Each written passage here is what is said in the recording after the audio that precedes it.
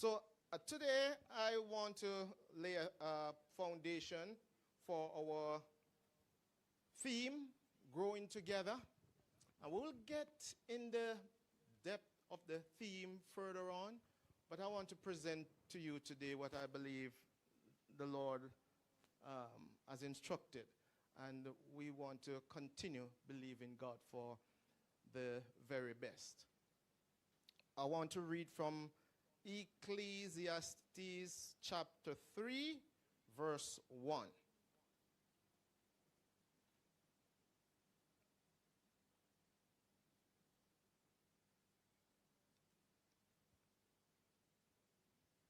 It says, there is a time for everything. Not most things, everything. There is a time for everything. A season for every activity under heaven. Every activity.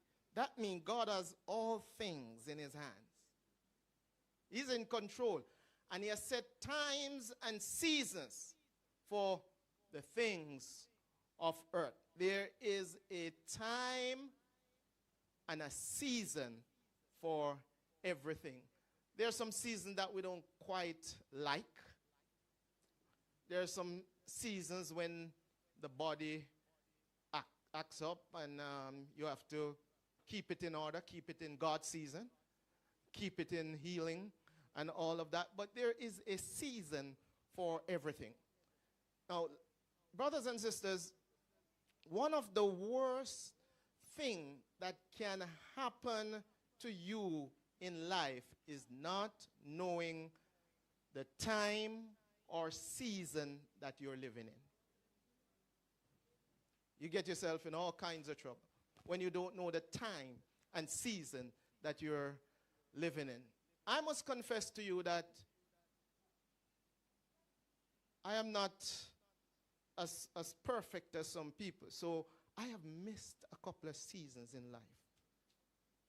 That sometimes when I go to my bed, I just wish that those seasons would come back around. But I missed the opportunities for those seasons. So the reason I missed them is because I did not realize the season. I did not know the season I was living in then. You know, the community that we live in now, when we moved to that community about 20 years ago, I did not realize the season that we were living in. I didn't realize that it was the last community like that that was going to go at that kind of price.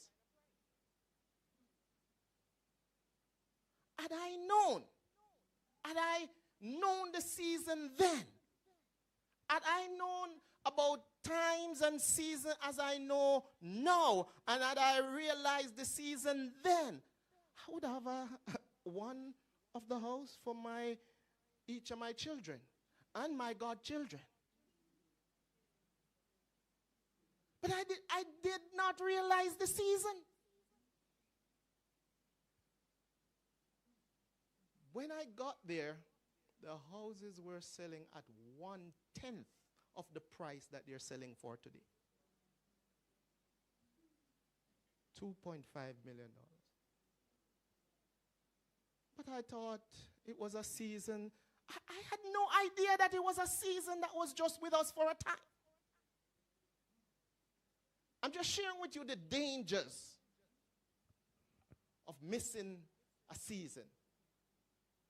And I know there's some religious folks that will say, well, brother, if the Lord wanted you to have it, he would allow you to have it. So it wasn't God's will.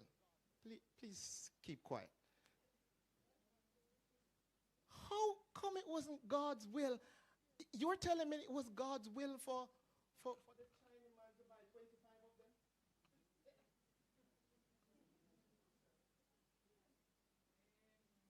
of them? And me to settle with one.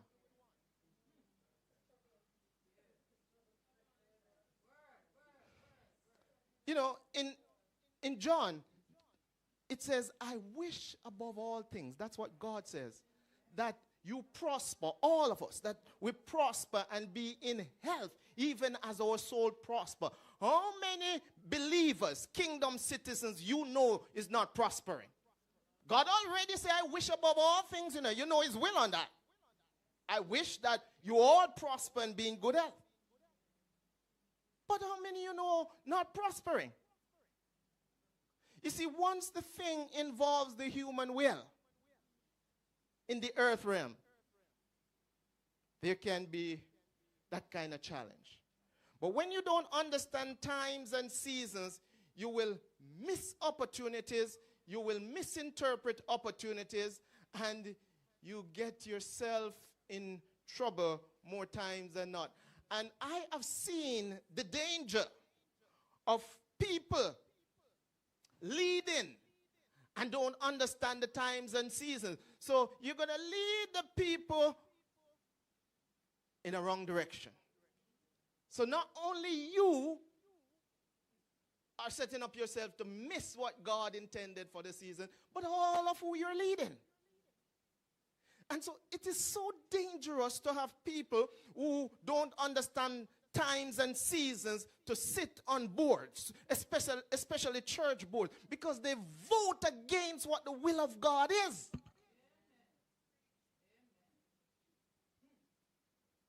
Now you're getting me in trouble here. But that's the danger of not understanding times and season. And so it is important that as we are in this time called 2024, we understand the season that we're in.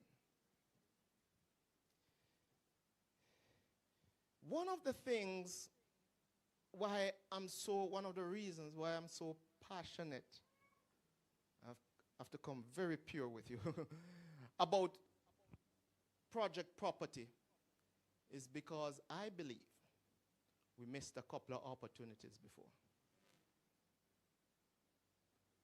I cannot begin to tell you over the years, the last couple of years, how many times I've gone before God and said, Lord, as the leader, I repent for the seasons that we have missed, even before me.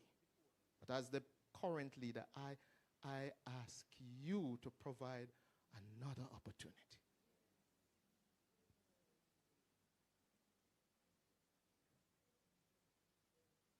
And that's why, if it means me going as far as it takes, I'm ready, because I am not prepared to miss another season where that is concerned. I want to turn your attention to Joshua chapter 1 as we lay a foundation for this year. I want to give you what I consider bite size today, so we can go and think about it and come back ready to move on. Joshua chapter 1. And it is a portion of scripture that many of you have read before and you very well know. And I've read it before too. Look at Joshua 1. After the death of Moses, the Lord's servant, the Lord spake to Joshua, the son of Nun, Moses' assistant. He said, know that my servant Moses is dead. You must lead my people across the Jordan River into the land I am giving them. All right, we'll stop there. Want to remind you of the setup of Jordan and Canaan. So the wilderness was like on the left side, the wilderness that the Israelites were in for about 40 years, like on this side. And the Jordan River was in the passage between, and Canaan was on this side. So all that separated the wilderness in which Moses led the people from Canaan was the Jordan River running between. So God told Joshua, you have the task of leading my people across Jordan. But first of all, he said something. It starts out saying, now after the death of Moses. And then he said, Moses, my servant, is dead. Now, I want to point out to you that Moses was an individual and indeed a servant of the Lord and a great leader.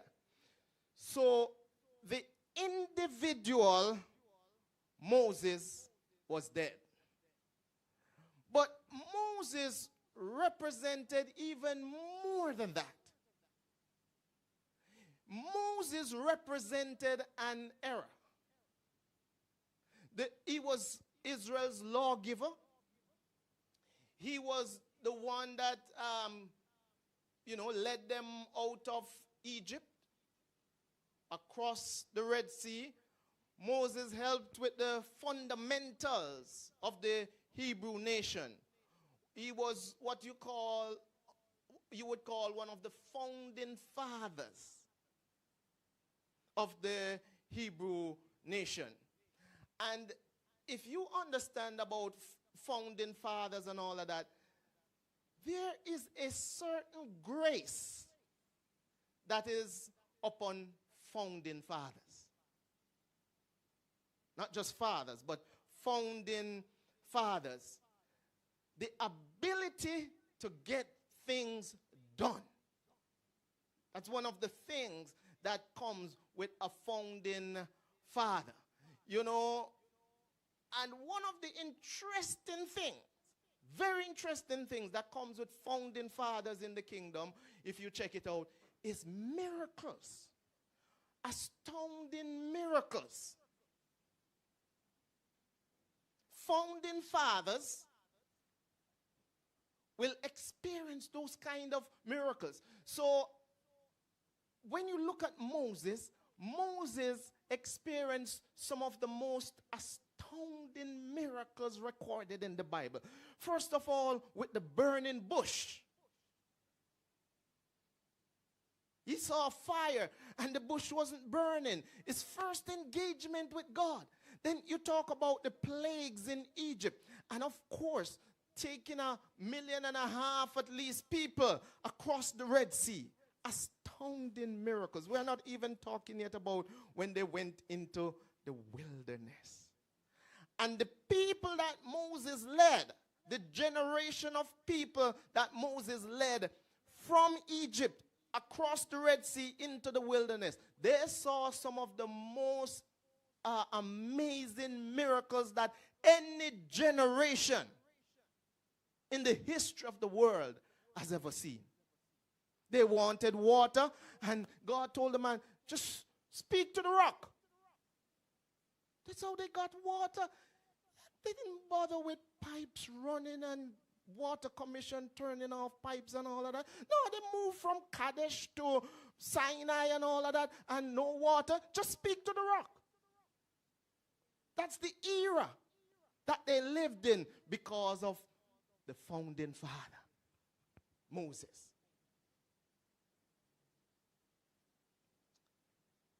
Another thing about founding fathers is that they command respect. Even when they don't do certain things right, just their position as founding fathers command respect.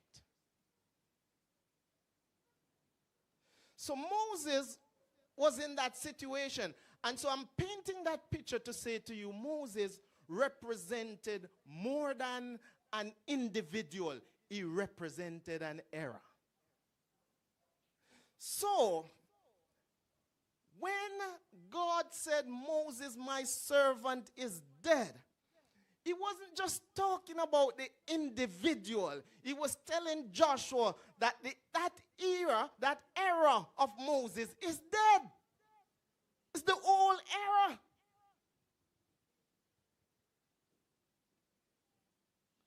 Yes, you experience the miracles. Does that mean that the miracles, God is not going to do any more miracles? No. But Moses' era is past. And I believe, it is my opinion, that God did not want Moses to even advise Joshua while he was carrying out his duties, because Moses' era was dead. And that's maybe one of the reasons why Moses had to go.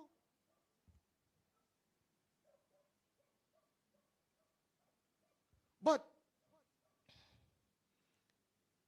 why did God say that to Joshua?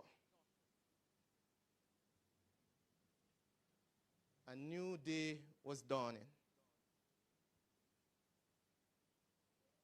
And God wanted Joshua to look to the new day. Again, just going back to Moses for a little bit.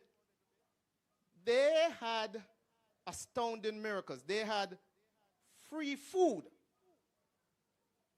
Yeah, manna came from heaven to feed the generation that Moses had. They did not have to think about supermarket.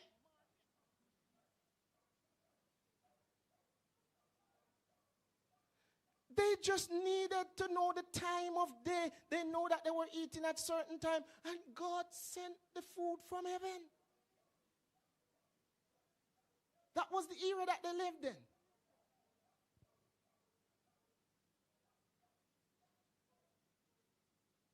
A whole generation of people was born in the wilderness. And according to history, the mortality rate was almost zero. Miracles. One of the miracles that really has my attention was the pillar of fire by night that led the people as they went out of Egypt. And then it led them in the night, the pillar of fire. And then in the day, turned a pillar of cloud and went behind them. It was before them in the night, and in the day it went behind them and separated them from the Egyptians, so the Egyptians couldn't come close to them. Miracles. And of course, the crossing of the Red Sea. So God said to Moses, to Joshua, that generation is dead. That era is dead. Now, therefore, I want you to take leadership. Now, we're going to read it in a while. Hopefully, we'll get to it today.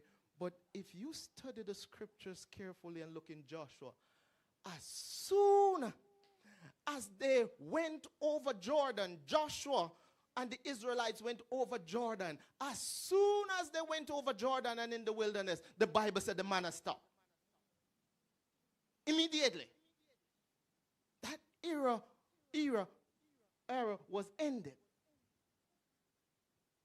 In other words, God told Joshua, which he never told Moses this, he said to Joshua, now, in your generation, you will make your way prosperous and have good success.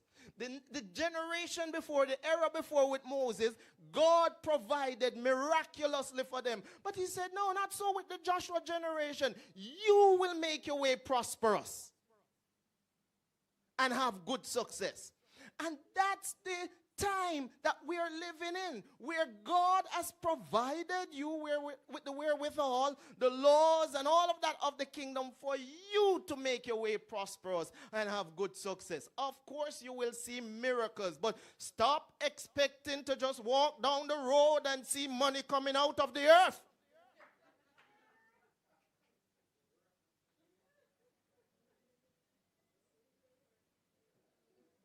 Get busy and start working. You will make your way prosperous and have good success. You've got to align yourself to what God is doing and move into what God is calling you into in this time and season. That's what he said. The word came to us this morning. He said, there are many treasures in the earth realm, but it is the wisdom of God, not the miracle, the wisdom of God. As you seek the wisdom of God, it will enable you to interpret situations around you and unlock the treasures that are available to you.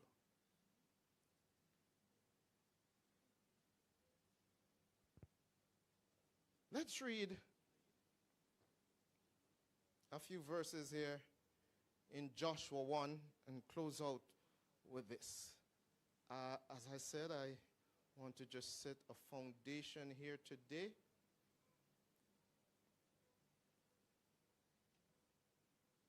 Joshua chapter 1.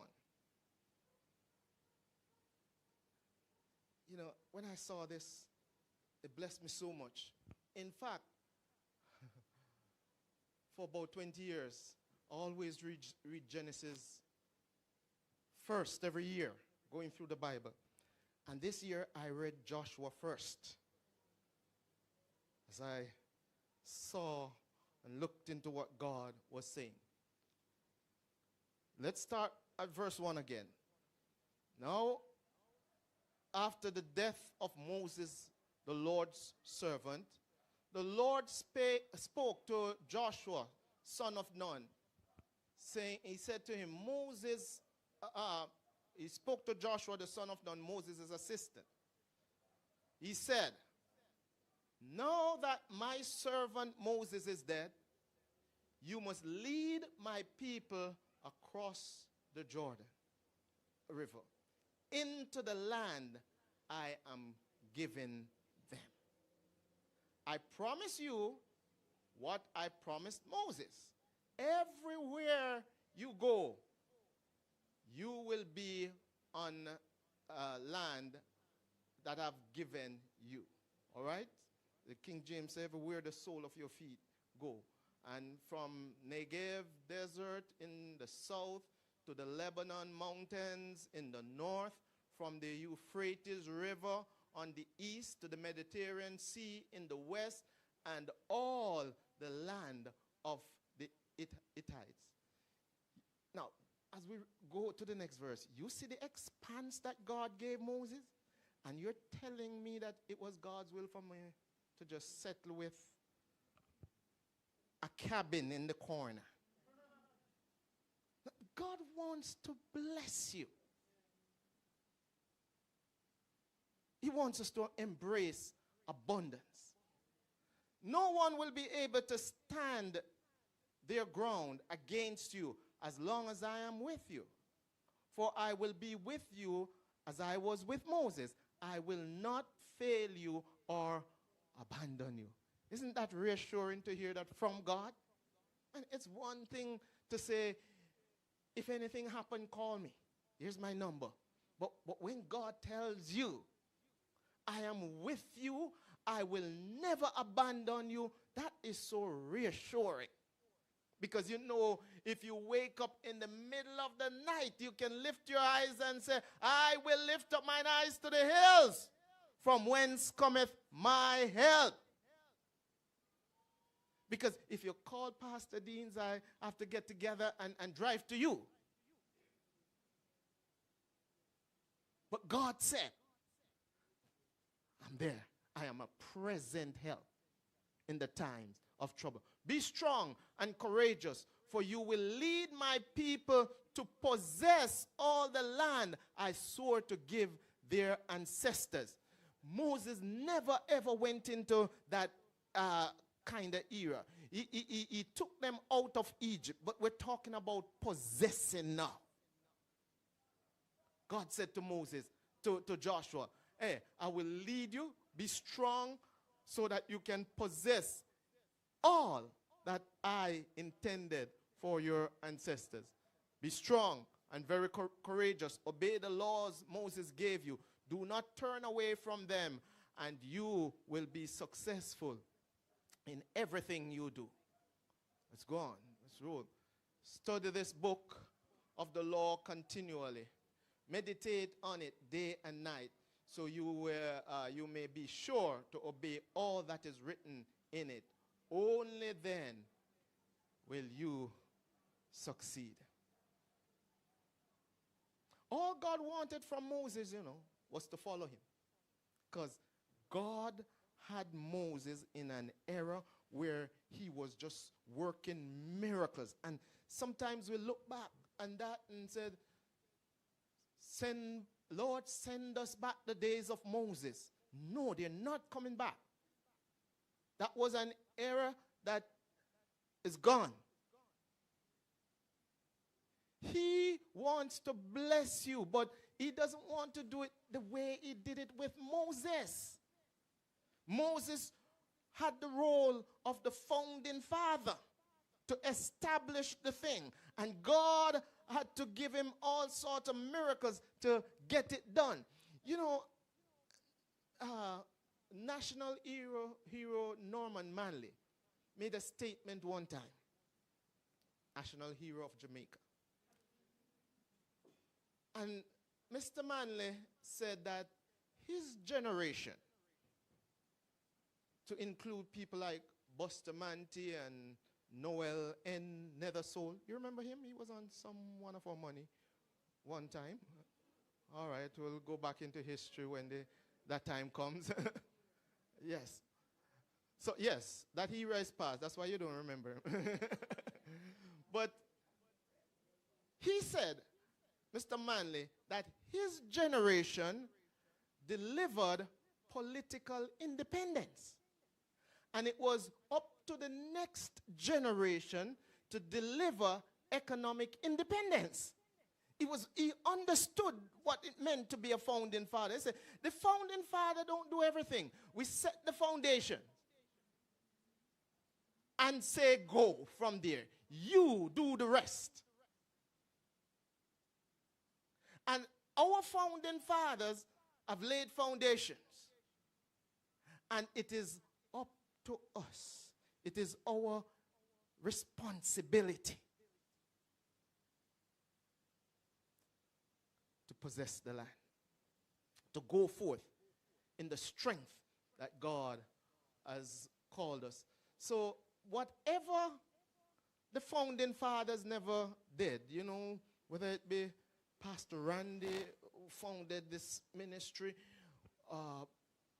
Brother Menzie Oban, or the Blairs, whatever they never got done, or whatever, they played their role as founding father. It is up to the now generation to take the baton and move forward and possess the land. Do as God told Joshua, make your way prosperous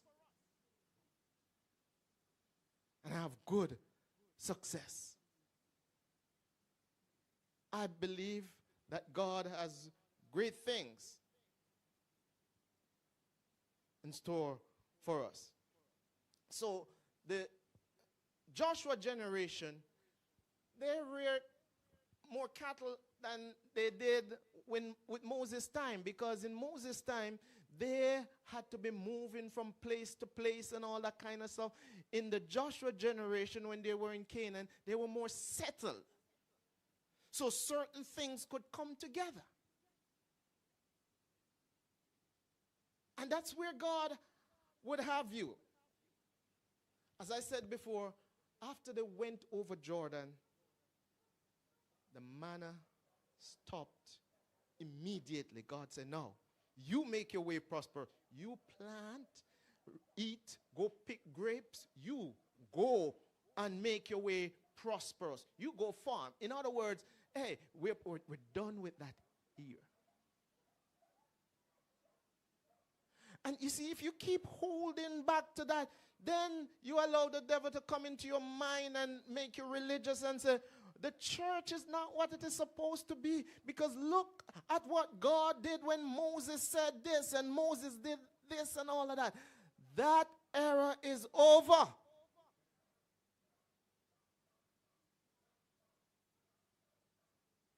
You've got to take possession of the land today.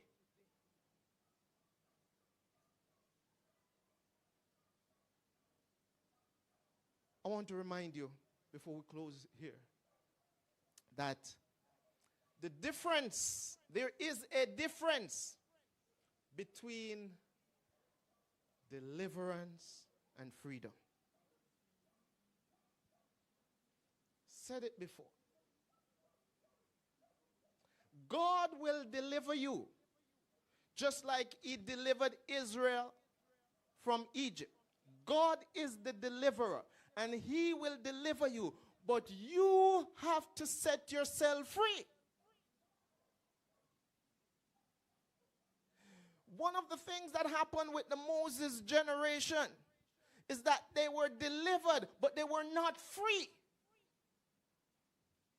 You've got to set yourself free. Setting yourself free means taking hold of what God has said to you, what God has placed before you, and running with it.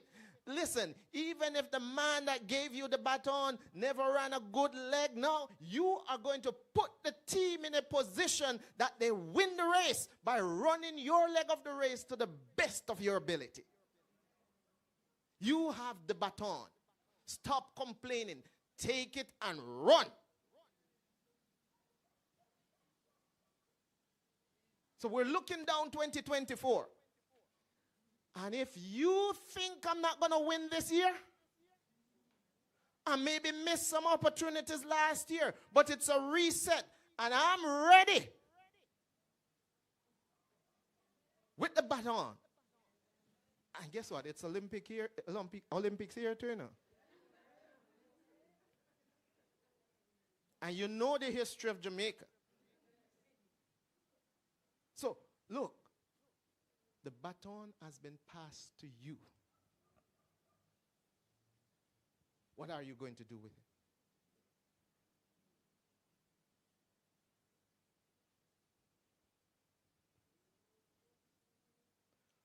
What are you going to do with it?